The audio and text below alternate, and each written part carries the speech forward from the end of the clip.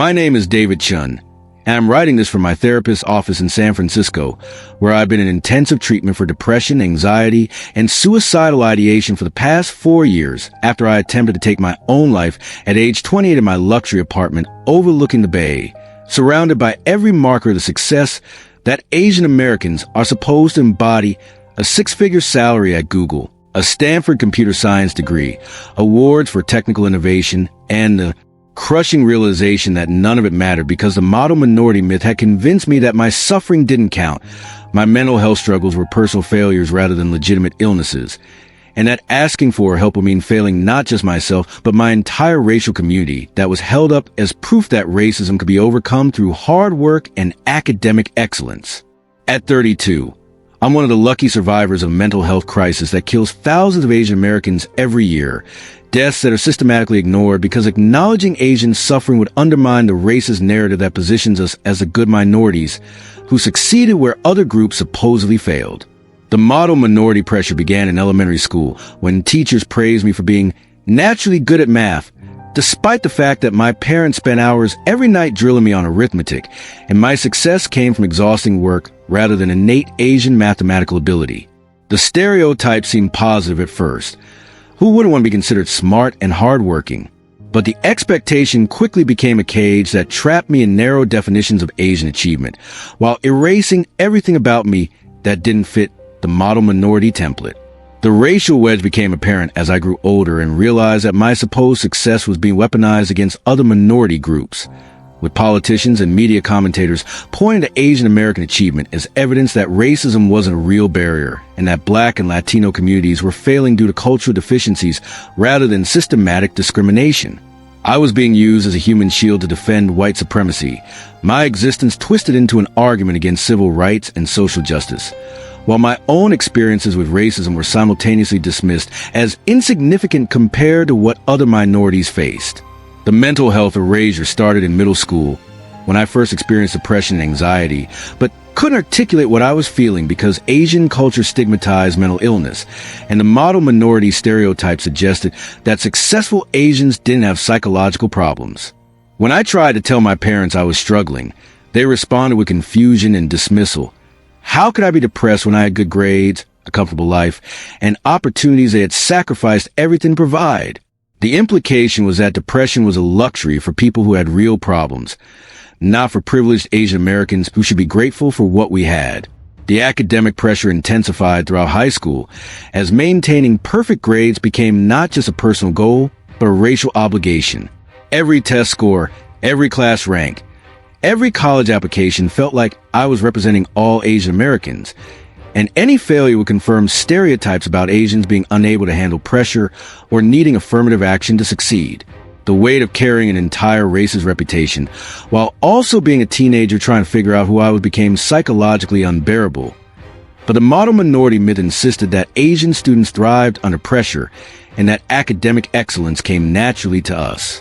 The college admissions trauma was particularly devastating because of the widespread belief that Asian applicants face discrimination through higher admission standards and personality penalties that depicted us as academically strong, but socially awkward grinds lacking leadership and creativity. Getting into Stanford should have felt like a triumph, but instead, I spent years wondering whether I had been admitted despite being Asian, rather than recognized for my individual accomplishments, and whether personality traits that made me uniquely me were being judged against racist stereotypes about Asian applicants being interchangeable academic robots.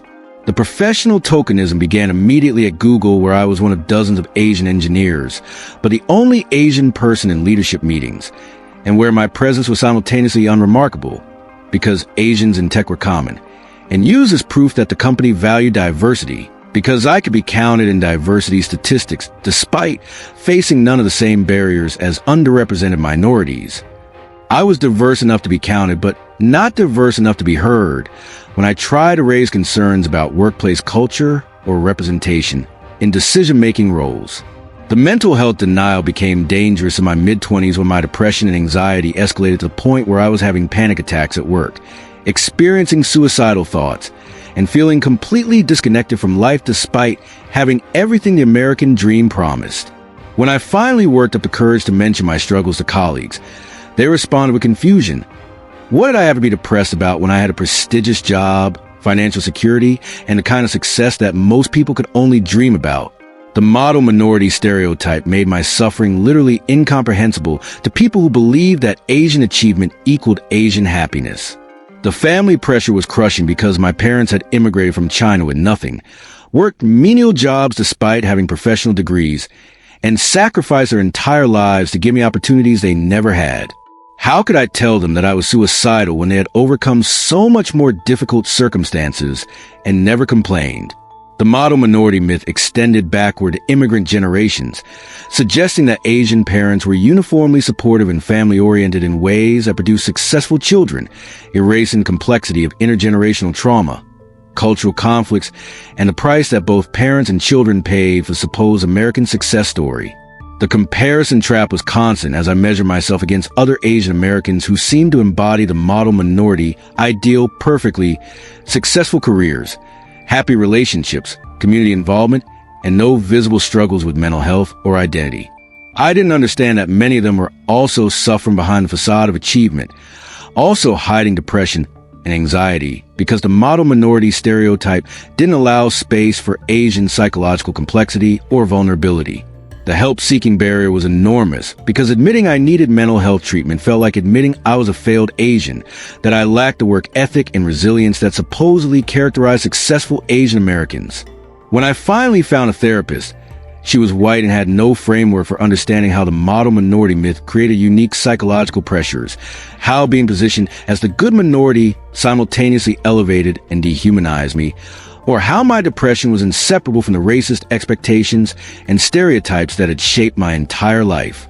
The suicide attempt happened on a Tuesday evening in March when I had just received a promotion at Google, had been featured in a company newsletter about Asian American Pacific Islander Heritage Month as an example of diverse success, and felt more isolated and hopeless than I had ever felt in my life.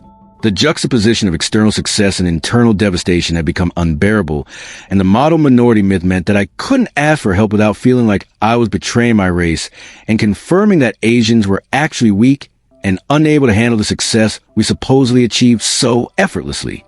The hospital intervention that saved my life came when my roommate found me unconscious from an overdose and called 911. Initiating a psychiatric hospitalization that forced me to confront the reality that the model minority myth had nearly killed me.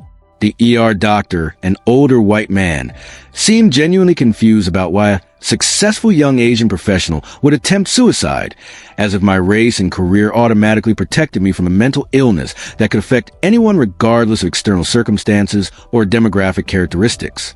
The psychiatric ward experience was eye-opening because I met other Asian Americans who were also hospitalized for suicide attempts, eating disorders, and severe mental illness. All of us sharing stories about how the model minority stereotype had made our suffering invisible and made seeking help feel impossible. We had all believed we were the only struggling Asians surrounded by high-achieving peers, not realizing that the myth created such powerful stigma that none of us could acknowledge our struggles publicly until we reached crisis points that required hospitalization. The family reckoning was painful as my parents visited me in the hospital and finally understood that their son had been suffering for years while they had been celebrating his achievements and assuming he was fine because he fit the model minority template. My mother cried as she realized that the same cultural values and achievement pressure that had helped me succeed academically had also nearly killed me, and that the model minority myth had blinded her to warning signs because she believed depression was something that happened to other people's children but not to successful Asian Americans. The recovery process included intensive therapy with Dr. Sarah Kim, a Korean-American psychologist who specialized in treating Asian American mental health and understood the specific ways that model minority pressure created psychological damage. She helped me understand that the myth wasn't actually a compliment or recognition of Asian achievement, but a racist tool that served multiple oppressive purposes, positioning Asians as proof that racism could be overcome through individual effort, pitting minority groups against each other by suggesting that cultural deficiencies rather than systematic barriers explain disparate outcomes, and simultaneously erasing Asian humanity and complexity by reducing us to one-dimensional stereotypes. The model minority myth is one of the most insidious forms of racism because it masquerades as positive recognition while actually dehumanizing Asian Americans and weaponizing our supposed success against other minority groups. Dr. Kim explained during one of our sessions. It denies Asian Americans a full range of human experience, including struggle, failure, mental illness, and need for support. It positions us as perpetual foreigners who can never be truly American because we're always being compared to an idealized Asian stereotype. And it serves white supremacy by suggesting that racial disparities result from cultural differences rather than systematic oppression.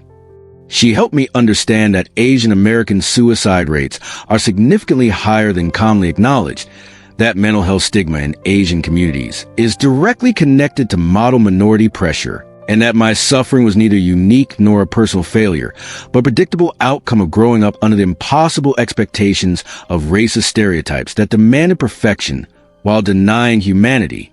The advocacy development began as I connected with organizations like Asian Mental Health Collective and the National Asian American Pacific Islander Mental Health Association, where I discovered resources for challenging the model minority myth and supporting Asian American mental health. The collective work provided validation that my experiences were part of systematic patterns affecting millions of Asian Americans whose struggles were erased by stereotypes that position us as uniformly successful and psychologically resilient. The storytelling work that emerged from my recovery includes sharing my suicide attempt and mental health journey publicly through social media, community presentations, and mental health awareness campaigns, specifically targeting Asian American communities. I share my story to help other Asian Americans understand that struggling doesn't mean failing your race, that mental illness isn't a cultural weakness or a personal inadequacy, and that the model minority myth is a form of racism that requires challenging rather than internalizing. The family education included helping my parents understand how their well-intentioned pressure and cultural expectations had contributed to my mental health crisis, not to blame them, but to help them recognize how immigrant trauma, cultural values, and model minority stereotypes combine to create impossible standards that prioritize achievement over well-being. My parents have become advocates for Asian American mental health in their own community, sharing their experience with other immigrant families who are struggling to support children facing psychological challenges they don't fully understand. The workplace advocacy includes challenging the ways that Asian American success in tech is used to dismiss concerns about diversity and inclusion, while Asian Americans remain dramatically underrepresented in leadership roles despite being overrepresented in technical positions. I work with Google's employee resource groups to address the bamboo ceiling that limits Asian career advancement and the ways that model minority stereotypes position us as good technical workers, but lacking the leadership qualities and communication skills for executive roles. The research collaboration with psychologists studying model minority impacts helps document the mental health consequences of racist stereotypes that appear positive on the surface. The data shows that Asian American young adults have some of the highest rates of depression and suicidal ideation among all racial groups, that mental health stigma in Asian communities delays treatment seeking until crises develop, and that model minority pressure creates unique psychological burdens that mainstream mental health services often fail to recognize or address. The intersectional advocacy includes working with other minority communities to challenge the ways that model minority narratives pit racial groups against each other and undermine solidarity in fighting systematic racism. I participate in coalitions that reject the false choice between acknowledging Asian American struggles and supporting Black and Latino civil rights, recognizing that all forms of racism are interconnected and that liberation requires collective action rather than competition for who suffers most or deserves support. The policy work that emerged from my advocacy includes pushing for disaggregated data collection that reveals diversity within Asian American communities rather than treating us as a monolithic group. Asian Americans include diverse ethnicities, immigration experiences, socioeconomic background, and outcomes, but aggregated statistics hide the struggles of Southeast Asian refugees, Pacific Islanders, and other subgroups whose experiences don't match the model minority stereotype based primarily on East Asian and South Asian Americans in specific professional fields. The mentorship relationships I've developed focus on supporting younger Asian Americans who are struggling with model minority pressure, academic stress, family expectations, and mental health challenges. I work to help men to understand that their worth isn't determined by achievement, that asking for help is strength rather than weakness, and that challenging racist stereotypes is protecting themselves and their communities rather than betraying Asian American success. Today, I continue working as a software engineer while also serving as a mental health advocate and speaker addressing Asian American communities, academic institutions, and corporate environments about the dangers of model minority myths. The work allows me to use my technical skills professionally, while also creating cultural change that could prevent other Asian Americans from experiencing the same mental health crisis that nearly killed me. The community education includes presentations at Asian American cultural organizations, religious institutions, and family associations where model minority pressure often goes unchallenged because it's perceived as positive recognition rather than harmful stereotype. I share research about Asian American mental health, suicide rates, and the specific ways that model minority expectations create psychological damage, helping communities understand that protecting our young people requires rejecting racist myths even when they appear complementary. Key resources and solutions that made the difference. Professional therapy with culturally competent Asian American mental health providers who understand model minority pressure and its psychological impacts helps address the unique stressors facing Asian American communities. Organizations like Asian Mental Health Collective, the National Asian American Pacific Islander Mental Health Association, and South Asian Mental Health Initiative and Network, SAMHIN, provide culturally specific mental health resources and advocacy. Crisis intervention services, including the National Suicide Prevention Lifeline 988 and Crisis Text Line, text home to 741741, provide immediate support for mental health emergencies. Community education programs help Asian American families understand mental health, recognize warning signs, and support family members who are struggling without shame or stigma. Workplace diversity initiatives that address bamboo ceiling barriers and challenge model minority stereotypes help create more equitable environments where Asian Americans can advance based on individual merit rather than racial expectations. Research and advocacy for disaggregated data collection reveals diversity within Asian American communities and challenges monolithic stereotypes based on selective success stories. Intersectional solidarity work builds coalitions across racial groups to challenge all forms of racism rather than accepting false narratives that pit minorities against each other. Youth mentorship programs provide culturally competent support for younger Asian Americans facing academic pressure, identity challenges, and mental health struggles related to model minority expectations. Today, when I meet other Asian Americans who are struggling with depression, anxiety, or suicidal thoughts but feel they can't ask for help because it would mean failing their race or betraying their family's sacrifices, I tell them that the model minority myth is a racist lie that serves white supremacy by weaponizing Asian success against other minorities, while simultaneously denying us humanity and the right to struggle. Your mental health matters. Your suffering is real and legitimate regardless of your achievements. And asking for help is an act of resistance against stereotypes that reduce you to a one-dimensional caricature rather than recognizing you as a complete human being who deserves support, compassion, and the full range of emotional experience. The perfect minority doesn't exist, and try to become that impossible ideal will destroy you if you let it.